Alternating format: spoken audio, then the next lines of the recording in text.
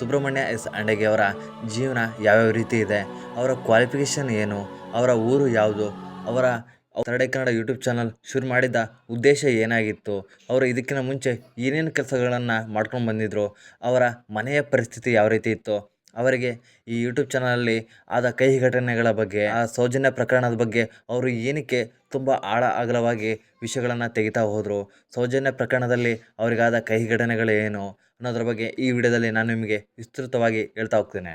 Subrahmanya S ಅಂಡಗೆ ಅವರು ಮೂಲತಃ ಮಲೆನಾಡು ಭಾಗದವರು.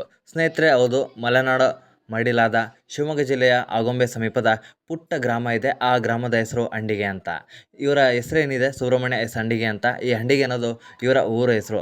ಇವರ ಕುಟುಂಬದ ಸರ್ನೇಮ್ ಆಗಲಿ ಯಾವುದು ಇಟ್ಕೊಂಡಿಲ್ಲ. ಇವರ ಊರ ಹೆಸರು ಅಂಡಿಗೆ ಅಂತ ಊರಿದೆಯಲ್ಲ, ಆ ಪುಟ್ಟ ಗ್ರಾಮ, ಆ ಗ್ರಾಮದ ಹೆಸರನ್ನೇ ಇವರ ಹೆಸರಿನ ಜೊತೆಗೆ ಇವರು ಸೇರಿಸ್ಕೊಂಡಿದ್ದಾರೆ. ಈ ಅಂಡಿಗೆ ಅನ್ನೋ ಒಂದು ಪುಟ್ಟ ಗ್ರಾಮ ಸಿಗುತ್ತೆ. ಕೇವಲ 40 ರಿಂದ 50 ಕುಟುಂಬಗಳು ಮಾತ್ರ